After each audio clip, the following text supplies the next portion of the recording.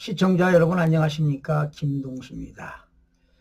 대한민국의 정치권이 다음 주 운명의 한 주를 맞게 됐습니다. 여러분, 헌법재판소는요 24일 월요일이죠. 한덕수 국무총리 탄핵 심판을 10시에 선고하게 됩니다. 그리고 26일에는 유력 대선 주자인 더불어민주당 이재명 대표의 공직선거법 위반 2심 선고가 예정되어 있죠. 또 윤석열 대통령에 대한 헌재의 탄핵심판 선고도 역시 다음 주 후반에 내려질 가능성이 거론되고 있습니다. 그렇다면 28일이 되지 않겠습니까? 그러니까 3월 24, 3월 26, 3월 28 아니면 대통령 탄핵은요 4월 초로 넘어갈 수도 있다고 볼 수가 있습니다. 자, 정치권과 법 쪽에서는요 한덕수 총리에 대한 탄핵 기각이 가능성이 높다는 분위기가 고조되고 있습니다. 윤석열 대통령의 비상계엄 방조나 헌재 재판관 후보자 임명 거부 등의 탄핵 소추 사유가 파면으로 이어질 만큼의 중대한 위헌 위법이라고 헌재가 판단하기는 어려울 것이라는 것이 관측이 지배적입니다. 자, 그런 가운데 국민의힘 권성동 원내대표는 어제 원내대책회의를 열었는데요. 지금 현재 우리나라의 외교, 안보, 경제적 위기가 지속되고 있는 상황 속에 하루빨리 한덕수 총리가 복귀해서 시급한 과제를 해결해야 된다. 이런 이야기를 하고 나섰습니다. 한 총리의 직무복귀가 사실상 기정사실화되는 분위기입니다. 심지어 더불어민주당 등 야권에서도 한 총리 탄핵이 기각될 수 있다는 우려가 조심스럽게 나오고 있습니다. 그런데 한 총리 탄핵 심판 결과가 윤석열 대통령 탄핵 심판 선고에 영향을 미칠 수도 있다 이런 소리도 들리고 있습니다.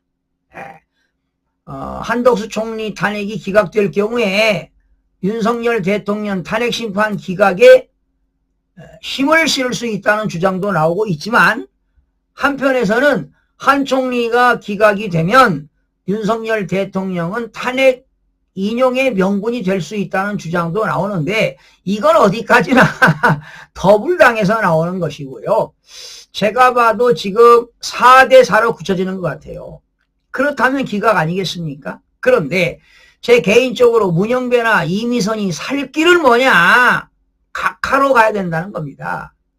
그래서 국민들의 그런 분열도 봉쇄할 수 있고 그래서 저는 개인적으로 각하가 되어야 한다고 생각이 들어갑니다. 권성동 원내대표는요 기자들과 만나서 한 총리 탄핵 사건과 대통령 탄핵 사건은 별개라고 하면서 지금까지 민주당이 입법을 독재했다. 국정을 마비시켰다. 이 말은 국가 기본 질서를 붕괴시켰다는 겁니다. 완전히 상권 분립이 훼손됐습니다. 그리고 국정 테러가 결국 대통령의 계엄 선포 원인이 됐다는 부분이 대통령 탄핵 심판에 있어서 중요한 고려사항이 될 거라고 예상을 하고 있습니다. 자, 민주당은 이재명 대표 2심 선고가 26일 있잖아요. 그 선고 결과에 따라서 대한민국 정국이 크게 흔들릴 수도 있습니다. 왜? 지난 이 대표가 20대 대선 과정에서요 김문기 전 성남도시개발공사 개발 1차장을 모른다는 취지로 허위사실을 공표하지 않았습니까? 그런데 골프도 뭐 같이 쳤다고 하는데 그걸 모른다? 그건 말이 안 되는 것이죠. 그래서 공직선거법 위반 사건에서 의원직이 상실되고 피선거권이 박탈되는 징역 1년, 집행유예 2년을 선고받았는데 2심 선고에서도 의원직 상실형에 해당하는 유죄가 나올 경우 정치적인 타격이 불가피합니다. 여러분 지금 2심에서요 징역 1년이 아니라 뭐 벌금 500만 원이 됐든 700만 원이 됐든 이렇게 나온다 하더라도 의원직은 상실입니다. 100만 원 이상, 벌금 100만 원 이상이면 말이죠. 그래서 더불당에서는 이런 걸 대비해서 공직선거법을 개정시켜가지고 벌금 1000만 원 이상일 때 의원직이 상실된다 이렇게 법안을 발의했어요. 자기들 유리하게. 에? 지금 현행 공직선거법에서는 벌금 100만 원만 받으면 의원직 상실됩니다. 피선거권도 박탈돼요. 그러나 1심과 2심은 사실관계고 대법원에서는 법률 심사를 하기 때문에 빨리 만약에 2심에서 징역형이나 집행유예가 떨어진다면 의원직 상실형에 해당한다면 이런 유죄가 나올 경우에 이재명이는 끝나는 겁니다. 정치 생명 끝나는 거예요. 평생을 교도소에서 살아야 돼요. 왜? 이재명은 전과 사범입니다.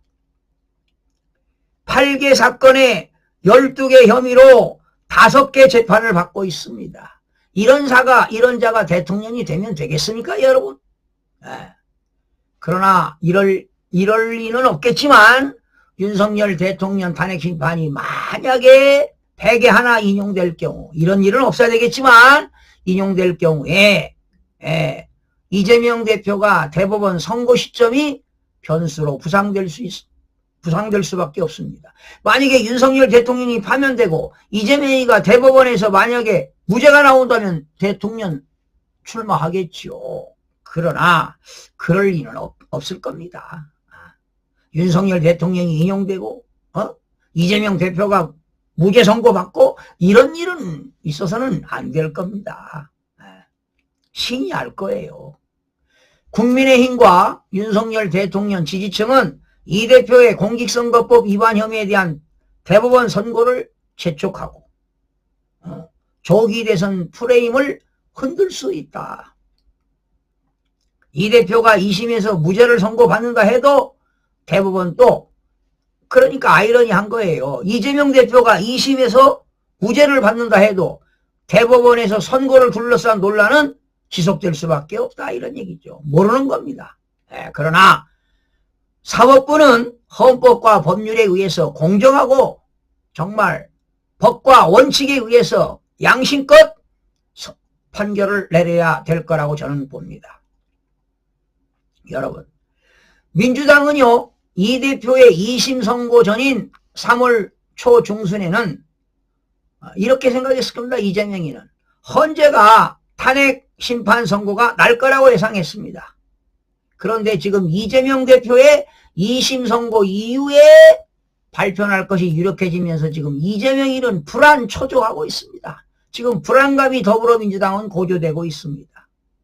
그리고 그 더불당에서는 뭡니까? 공직선거 발 때 보조금 받은 거 434억인가요? 이것도 토해내야 돼요. 그러면 완전히 더불당은 지금 폭망상태입니다.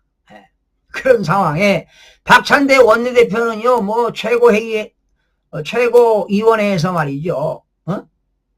윤석열 대통령 선고 일정조차 잡지 않은 상황에서 한 총리가 먼저 선고한다니 납득이 안 된다. 납득할 국민이 얼마나 되겠냐고. 그러면서 박찬대가 헌법재판소를 비판했습니다. 이 박찬대 원내대표 이것도 가짜 국회의원 아닙니까? 할 소리를 해야지. 응? 아니 당연히 한 총리가 먼저 파면됐으니까 한 총리부터 선고해야 될 거 아니야. 뭔 박찬대에 무슨 헌재를 비판해. 에? 자, 윤석열 대통령 탄핵 심판 결과에 따라서도 전국이 급변할 수밖에 없습니다. 윤석열 대통령 여러분 탄핵 심판이 인용이 돼서는 안 되겠지만 그렇게 하면 60일 내에 조기 대선을 치러야 됩니다. 뭐 이건 헌법에 나와 있으니까. 그렇게 된다면 윤석열 대통령을 지지했던 탄핵 반대 집회가 격화될 겁니다. 사회적 혼란이 가중될 수 있기 때문에 문영배 대행은 현명하게 판단해서 국민들의 명분도 살려주고 국민들이 화합할 수 있는 길을 각하로 가야 된다 이런 주장을 하고 싶습니다. 그렇지 않습니까 여러분? 그리고 윤석열 대통령 탄핵 심판이 기각될 경우나 각하될 경우에 윤석열 대통령이 복귀해 업무하는데요. 뭐 야당에서는 그렇지요. 일부 정치계에서는 기각된다 하더라도 거대 야당 국회의원이 무려 192석을 차지하니까 윤석열 대통령이 정상적인 국정운영이 쉽지 않을 것이다. 이런 이야기도 나오는데 제가 볼 때는 그렇지 않습니다. 분명히 지난달 25일 날 11회차 탄핵심판 최종 의견 진술에서 윤석열 대통령이 이런 말씀하셨습니다. 복귀하면 개헌과 정치개혁 추진에 집중하겠다고 계획을 밝힌 바 있는데 제가 볼 때 여기서 말하는 정치개혁이라고 하는 건 뭐냐? 이대로 둘 수는 없다는 겁니다. 이대로 가게 되면 국정운영이 정상적으로 되지 않습니다. 과감하게 정치를 개혁해야 됩니다. 어떤 개혁이냐? 부정선거 없애야 되겠죠. 더불어민주당에 53명의 가짜 국회의원이 있는데 그대로 국회가 유지되면 되겠습니까? 예, 부정선거 관련자들 다 뭐 해야 됩니까? 예, 가담자들 다 밝혀서 법정 최고형으로 가야 될 겁니다. 그러기 위해서는 전방위적으로 검찰에서 수사해야 될 겁니다. 전국적으로 수사하고 예, 무효 선언하고 예, 정당 해산할 수 있으면 해산시키고 그리고 재선거를 추진하는 것이 정치 개혁이라고 저는 보는 겁니다. 그래서 여러분 윤석열 대통령 통수권자가 왜 비상계엄을 했겠습니까? 바로 부정선거를 척결하는 것 아니겠습니까? 지금 한미 간에 공조해서 수사하고 있습니다. 반드시 밝혀내서 국내 부정선거 가담자들 법정 최고형으로 심판을 해야 할 것으로 보입니다. 이것이야말로 정치개혁 추진 아니겠습니까? 이것이야말로 윤석열 대통령이 정치개혁, 의료개혁, 연금개혁, 노동개혁, 교육개혁을 추진해야만이 대한민국이 올바르게 설 수 있는 것입니다. 시청자 여러분 고맙습니다.